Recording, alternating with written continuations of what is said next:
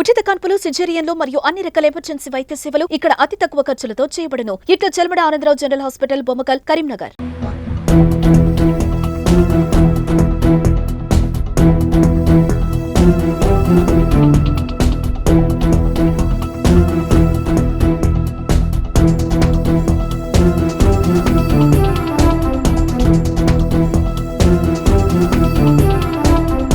నమస్తే, welcome to Suman TV Karimnagar. నేను మీ బొమ్మకల్సినటువంటి బెజ్జంకి మహేష్ అనే వ్యక్తి యువకుడి మర్డర్ అనేది సంచలనం సృష్టించింది. అయితే దీనికి అంతటి కూడా కారణం అక్రమ సంబంధం విషయం బయట పెట్టడం చెప్పేసి ఆ వ్యక్తి మీద పగ పెంచుకొని హతమార్చిన సంఘటన. అయితే ఈ విషయంలో ముగ్గురి పైన ఎఫ్ఐఆర్ నమోదైంది. నిన్న ఇద్దరు అరెస్ట్ కావడం జరిగింది. A1 ఉన్నటువంటి తాళ సతీష్, అదేవిధంగా A2 ఉన్నటువంటి ఎడలి సతీష్, ఇద్దరిని కూడా పోలీసులు అరెస్ట్ చేశారు. అయితే ఈ ఎపిసోడ్ సంబంధించినటువంటి కొన్ని విషయాలను మన సుమన్ టీవీకి చెప్పుకోవడానికి బొమ్మకల్ చెందినటువంటి కొంతమంది స్థానికులు మన దగ్గరకు వచ్చారు. ఈ ఇష్యూలో అంతా కూడా ఏం జరిగిందనే విషయం కూడా వారు మనకి కొన్ని విషయాలు చెప్తారంట. అసలు ఏందని అడగదు. నమస్కారం అండి. సార్, ఏంది బొమ్మకల్ ఈ మర్డర్, బెజ్జంకి మహేష్ అని మర్డర్ ఎలా చూడొచ్చు? నా పేరు గాలిపల్లి శ్రీనివాసన్, MRPS కరీంనగర్ జిల్లా అధ్యక్షుడిని. మాది బొమ్మకల్ గ్రామం. ఈ మర్డర్ అనేది వివాహేతర సంబంధం వల్ల ఈ మర్డర్ జరిగింది. ఇందులో అమ్మాయి కల్వ సతీష్, వాళ్ళిద్దరి మధ్యలో ఉన్న అక్రమ సంబంధాన్ని, వాడకట్లో ఉంటాడు కాబట్టి ఒకటే ఇంటి ప్రక్క పక్కనే కాబట్టి ఏం జరుగుతున్న విషయం ఊకే రావడం వల్ల దాన్ని గమనించిన మహేష్ వాళ్ళిద్దరిని కళ్యాణ్ను మహేష్ ఇద్దరు దొరకబట్టడం జరిగింది. దాన్ని దృష్టిలో ఉంచుకొని నెల క్రితమే వాళ్లకు ఈ కాల్వ సతీష్ అనేది వార్నింగ్ ఇవ్వడం జరిగింది. మిమ్మల్ని చంపుతారని బెదిరించడం జరిగింది.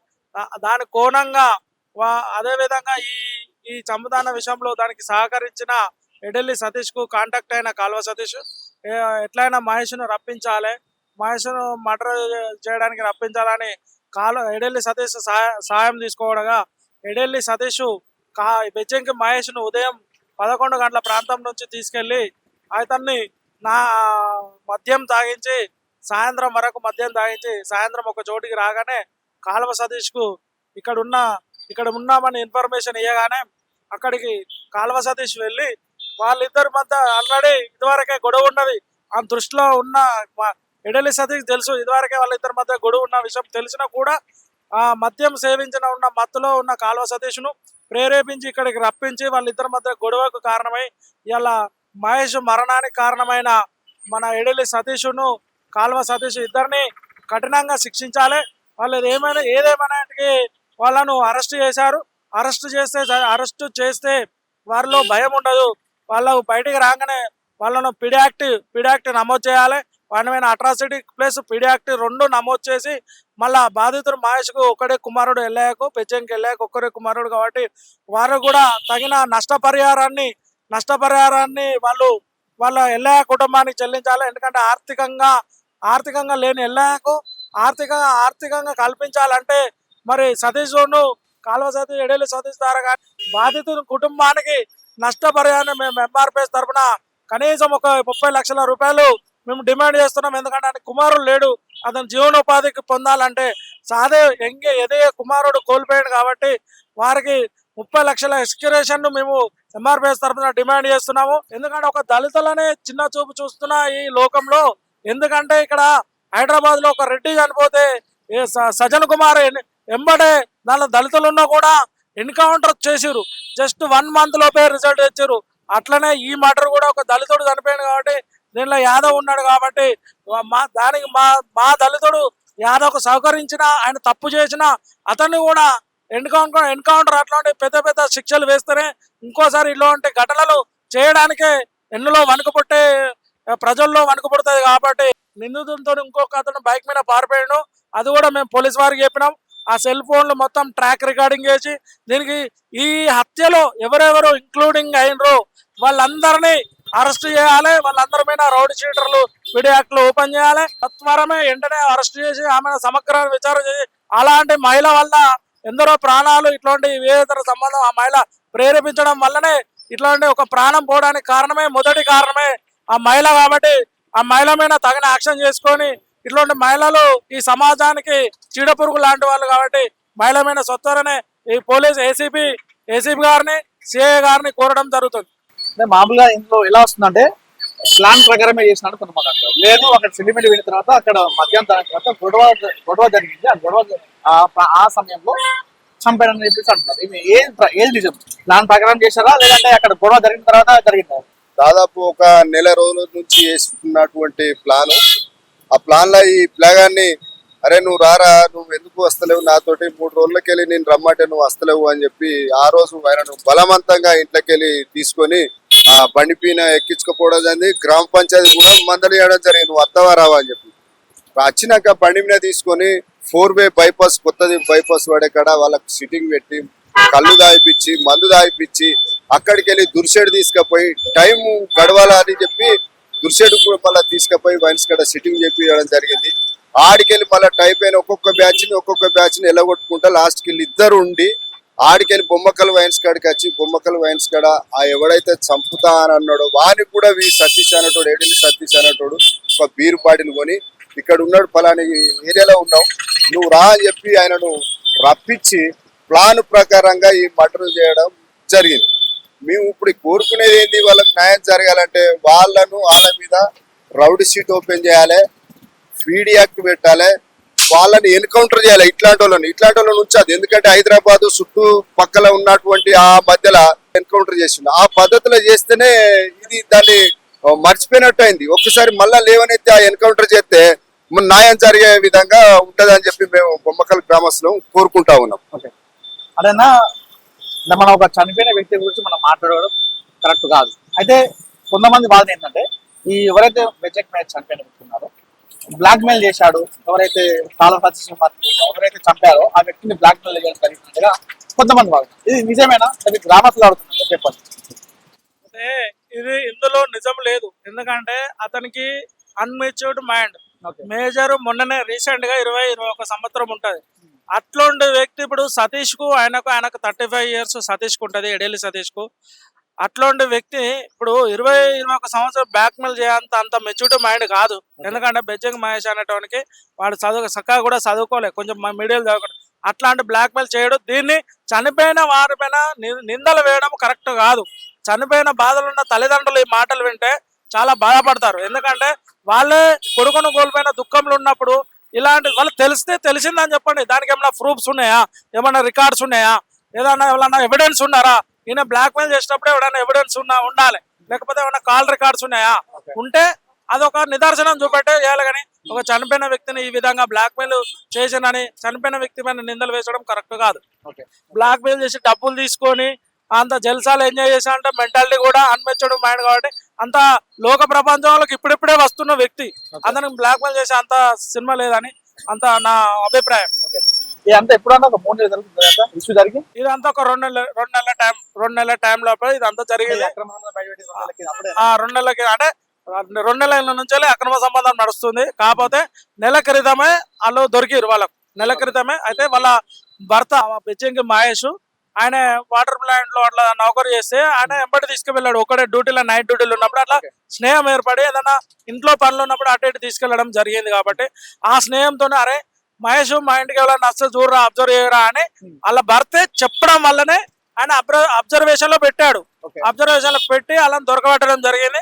ఆ విషయాన్ని వాళ్ళ భర్తకు చెప్పడం వల్ల ఆ భార్యను ఎల్లగొట్టడం జరిగింది. ఈ ఎల్లగొట్టడంతోనే వాళ్ళ లోపల క్రూరాత్మ అయిన రగిలిపోయిన పగతో ఆ అమ్మాయి ఈ కాల్వ సతీష్ కు వీడిని వీడు ఏమంటే నా సంసారం ఖరాబ్ అయింది, మన బయట పెట్టిండు కాబట్టి వాని దగ్గర ఫొటోస్ వీడియోస్ ఉన్నాయి కావచ్చు అన్న ఒక అనుమానంతోనే వాడి మీద మర్డర్ ప్లాన్ చేయడానికి ఒక నెల రోజుల నుంచి ప్లానింగ్ చేసి అతను మర్డర్ చేయడానికి ఇది జరిగింది. ఇద్దరిని చేద్దామని అనుకున్నారు. కాకపోతే ఒకడే దొరికిండు. ఇంకా కళ్యాణ్ అనే వ్యక్తి కూడా ఉన్నాడు. మహేష్ అనే పక్కకు ఉన్నాడు. కళ్యాణ్ అనే వ్యక్తి కొట్టినాడు, దొరకవాడు ఎవరు కలవ సతీష్. కానీ మహేష్ అనే వ్యక్తి చిన్న పోరాడు, వాడు బయట నిలబడే ఉన్నాడు. కానీ కళ్యాణ్ అనే వ్యక్తి దాడి చేశాడు. దాడి చేసిన నిడిచిపెట్టి పక్కకున్న అనవసరమైన వ్యక్తిని మర్డర్ చేసిండు. ఏది కాల్వ సతీష్. అంటే ఎవరైతే సదరు మహిళ ఉందో ఆ కాలువ నదిస్తూ అక్రమ సంబంధం పెట్టిన సందర్భంలో తన భర్తకు దొరకబట్టడం జరిగింది. అంటే అదే సమయంలో కాలువ నదిస్తూ మహేష్ ను బెదిరించాడట, నువ్వు చంపేస్తా ఈ రోజు కానీ చెప్పేసి బెదిరించాడట. సో మరి ఎందుకు మహేష్ జాగ్రత్త పడలేదు? కాలువ సతీష్ రమ్మని అక్కడికి ఎందుకు వెళ్ళడం జరిగింది? అసలు కాల్వ సతీష్ బెదిరించిండు వాస్తవమే. బెదిరించినప్పుడు మనోడు అలాట్లో ఉన్నాడు. ఆయన స్వయంగా వెళ్ళలే కదా. Okay. కాల్వ సతీష్ పిలితే వెళ్ళలే కదా, ఈడెళ్ళి సతీష్ ద్వారా వెళ్ళిండు. ఓకే కాల్వ సతీష్ రా, అరే ఎక్కడున్న మద్యం సేవిస్తాను రా అని పిలవలే. ఓకే కాల్వ ఎడెల్లి సతీష్ తో మద్యం సేవించాడు. ఇది వాడకట్లో వరుసకు బావ అవుతాడు ఎడెల్లి సతీష్. అరే బొమ్మారదే రా మద్యం సేవిద్దాం అంటే వెళ్ళిండు, కానీ కాల్వ సతీష్ పిలితే రాలే మటర్కు. అదే ఆ దృష్టిలో పెట్టుకుని ఆయన అప్పటి నుండే బాబు అలట్లో ఉన్నాడు. ఎప్పుడైతే ఆరపల్లి శ్రీకాంత్ తో మాటలు బంద్ చేసిండు, యశోదతో మాటలు బంద్ చేసిండు, వాళ్ళ సంబంధించిన విషయాలలో ఎటువంటి ఇంటర్వ్యూలు కాలే, ఓకే ఆ జోలికే పోలే. ఈయన కావాలనే ఈ సతీష్ ద్వారా ప్రేరేపించి ఆ లొకేషన్ రప్పించిందే సతీష్. కానీ ఈయన కావాలని మటర్ చేస్తున్నానంటే ఇప్పుడు మనమైనా ఎవరైనా పోరు కదా, అలర్ట్ ఉండం. అట్లాంటి వ్యక్తి అన్మెచ్యూర్డ్, మళ్ళీ పిల్లాడు ఇప్పుడే లోపానికి బయటగా ప్రపంచానికి వస్తున్న వ్యక్తి అలర్ట్ లో ఉన్నాడు. ఆయన ఏంది అపోలో రిచ్ లో క్యాటరింగ్ లో ఇన్ఛార్జ్ చేస్తాడు. ఆయన డ్యూటీలో ఆయన వేడు. సండే ఆఫ్ కాబట్టి ఒక్కరోజు ఇంటికాడ ఉన్నాడు. ఆ టైంలో ప్లాన్ చేసారు ఇది. కాబట్టి అది కావాలని పిలవంగానే పోలే. దీనికి కారణమైన వాళ్ళు వేరే, అతనికి అంత తెలియదు. అదే ఈ విషయం పైన గతంలో పంచాయతీ కూడా జరిగింది, నిజమేనా? నిజమే. అది పంచాయతీ కూడా ఇంటర్నల్ జరిగిందట. Okay. ఇంటర్నల్ విషయం మా దళిత సంఘాల దృష్టికి రాలేదు. ఇప్పుడు అన్న అంబేద్కర్ రాష్ట్ర కార్యదర్శి ఉన్నాడు, నేను ఎంఆర్పీ జిల్లా అధ్యక్షుడు ఉన్నాడు, ఇంకో సముద్రాల అజయ్ అంబేద్కర్ జిల్లా అధ్యక్షుడు ఉన్నాం. 4-5 టాప్ లీడర్లు ఉన్నాం. మాకు ఎటువంటి ఇన్ఫర్మేషన్ మా దృష్టికి రాలే. అది ఇంటర్నల్. అన్న కూడా అదే వాడలు ఉంటాడు. అన్న దృష్టికి కూడా రాలే, ఇవ్వల దృష్టికి రాలే. ఆ సతీష్ దృష్టికి వచ్చింది. అది ఇంటర్నల్ మాట్లాడుకున్నారు, క్లోజ్ చేసుకున్నారు. ఆమెను సెట్ కాలేదా పంచాయతీలో? అప్పుడు సెట్ అయిందని అన్నారు. అప్పుడు సెట్ అయిందని అమ్మాయిని వెళ్ళగొట్టేసిండు కదా భర్త. ఇక సెట్ అయిపోయింది. వాడు అటే మేము ఇటే అని మాట్లాడుకున్నారు. పెద్ద మనుషులు అంటే పెద్ద మనుషులు కాదు, ఇంటర్నల్ చిన్నగా మాట్లాడుకుని సర్దు మరిగిందని అనుకున్నారు. కానీ ఇది లోపల అమ్మాయి ఎప్పుడైతే భర్త వెళ్ళగొట్టిండో దీని వెనుక పెద్ద ప్లాన్ చేస్తారని గమనించలేకపోయారు. అలా గమనించకపోవడం వల్ల ప్రాణాన్ని కోల్పోయారు. అసలు కళ్యాణ్ అనే వ్యక్తిని టార్గెట్ చేయాల్సింది పోయి ఇప్పుడు దొరికిండు మహేష్ కాబట్టి, మహేష్ కూడా ఉన్నాడు కదా నన్ను దొరకబట్టినప్పుడు అనే పగతోనే మహేష్ అది చేయడం జరిగింది. అది అప్పటికి కళ్యాణ్ దొరకట్లేదు వాళ్ళకు. ఏది ఇప్పుడు యాదవ్ మన కాల్వ సతీష్కు కళ్యాణ్ అనే వ్యక్తి దొరకట్లేదు. దొరికింది ఎవరు? బెజ్జంగి మహేష్ దొరికింది కాబట్టి బెజ్జంగి మహేష్ అని ఆడాడు. వాస్తవానికి అక్కడ మాకు 3 డౌట్లు ఉన్నాయి. ఒకటి, ఇప్పుడు ఏదైతే ఈ పోలీస్ ఇన్వెస్టిగేషన్ ఏదైతే జరుగుతుందో వాళ్ళు తొందరనే జైలు పంపించడం జరిగింది. జైలు పంపించడం వల్ల ఏమవుతుంది అంటే, వాళ్ళు ఇన్వెస్టిగేషన్ ఏం చేశారు, ఎంత చేశారు మాకు చెప్పకుండా కానీ ప్రెస్ వారికి ప్రెస్ విడుదల చేయాలి. వాళ్ళు ఏమేమి ఇన్వెస్టిగేషన్ జరిగింది, వాళ్ళు ఏమేమి సేకరించారు, వాళ్ళు ఏమేమి డాటా తీసుకున్నారు, వాళ్ళ ఫోన్ ట్యాపింగ్ మేము ఫోన్ ట్యాపింగ్ డిమాండ్ చేసినాం, మొబైల్ ఫోన్ చెక్ చేయమన్నాము. ఆ బండి బైక్ మీద ఎవరైతే అంతకుండా తీసుకువెళ్ళిండో అతన్ని కూడా చెక్ చేయమని చెప్పినాము. మా డిమాండ్లు ఏవైతున్నాయో మాకు ఇప్పటి వరకు డిపార్ట్మెంట్ ఫోన్ చేయలే. మేము ఎలక్షన్ కోడ్ ఉన్నందువలన ఏసీబీ గారికి వాళ్ళను పోలీసు న్యాయం జరుగుతుంది, రక్షణ జరుగుతుంది అని పోలీసు వారిని నమ్మి మేము ఎటువంటి ప్రోగ్రాం చేయకుండా మా దళితుడు చచ్చిపోయిన మేము లీడర్ల ఉండి కూడా మేము పోలీసు వ్యవస్థను గౌరవించి వాళ్ళ సహకరిస్తే మాకు ఇప్పటి వరకు మాకు ఎటువంటి ఇన్ఫర్మేషన్ లేదు. వాళ్ళని 2 రోజులనే కస్టడీకి పంపించాల్సిన అత్యంత అవసరం ఏముంది అని మాకు ఒక అనుమానం వ్యక్తం అవుతుంది. 2 రోజులలో ఒకటే రోజులో మీరు కస్టడీ పంపించారు. కస్టడీ వాళ్ళ దగ్గర ఏం స్వీకరించారు, వాళ్ళు ఏం ఇంట్రాగేషన్ చేశారు, వాళ్ళ దగ్గర ఏం డేటా తీసుకున్నారు, వాళ్ళు ఎలా చంపారు. కనీసం మాకు ఇప్పుడు ఏదైనా మర్డర్ కేసు, దొంగతనము, గంజాయి, బండ్ల దొంగతనం చేస్తే ఏసీపీ గారు ప్రెస్ మీట్ పెట్టి చెప్పినాకనే జైలుకు పోతాం. అవునా కదా? అది అలాంటిది ఇలా ఇక్కడ జరిగిందా? మరి వేరే మర్డర్ కేసు జరిగినా కూడా నిందితున్న ప్రెస్ మీట్ పెట్టే జైలుకు పంపిస్తారు. అసలు ప్రెస్ మీటే జరగలే. ఏమవుతుంది? మాకు అనుమానం వ్యక్తం అవుతుంది పోలీసు వారి మీద. దయచేసి రేపటి వరకైనా పోలీసు వారు దీని మీద తక్షణమే మీరు ఏమి ఎంక్వైరీ చేశారన్నది మాకు దళిత సంఘాలకు వివరించాలి. లేని పక్షంలో మేము ధర్నాకైనా దిగుతాము. మాకు న్యాయం జరగకపోతే ఎలక్షన్ కోడ్ ఉన్నా మిమ్మల్ని గౌరవించినాం, మమ్మల్ని మీరు గౌరవిస్తలేరన్న మాకు అర్థమైంది. మాకు రేపు వాళ్ళు కస్టడీ పోయేదాకా మాకు తెలియకుండా పంపించారు.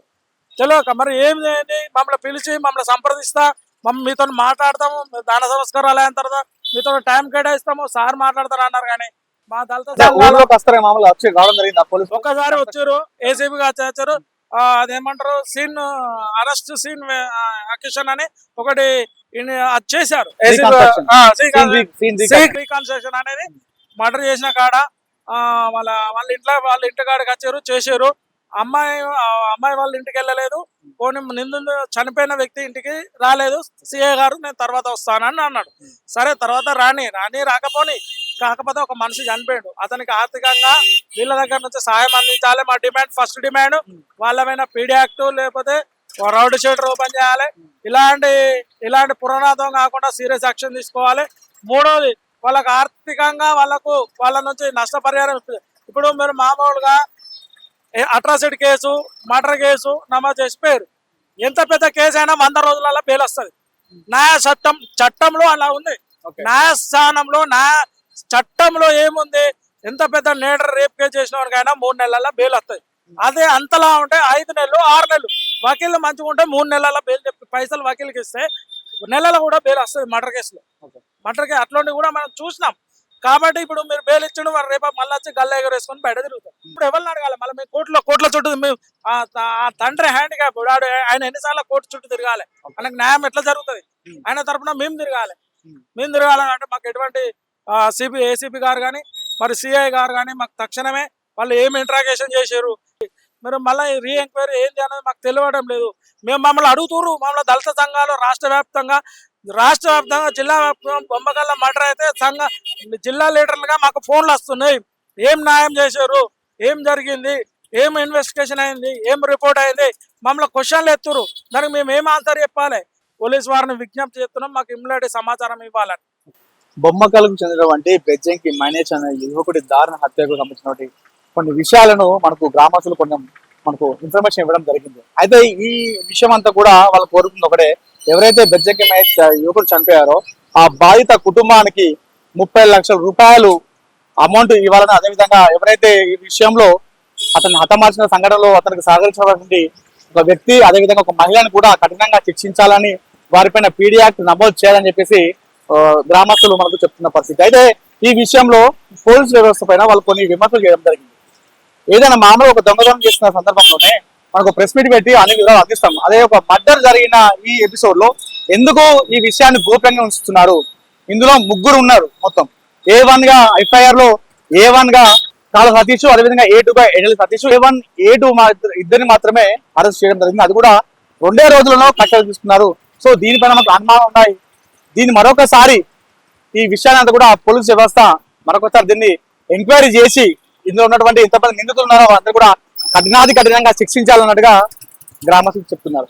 సో దీనిపైన మరి పోలీసు వ్యవస్థ ఎలా స్పందిస్తుందో వేచి చూడాలి. మన పర్సన్ కుమార్తో అనిల్ సుమంటివి, కరీంనగర్.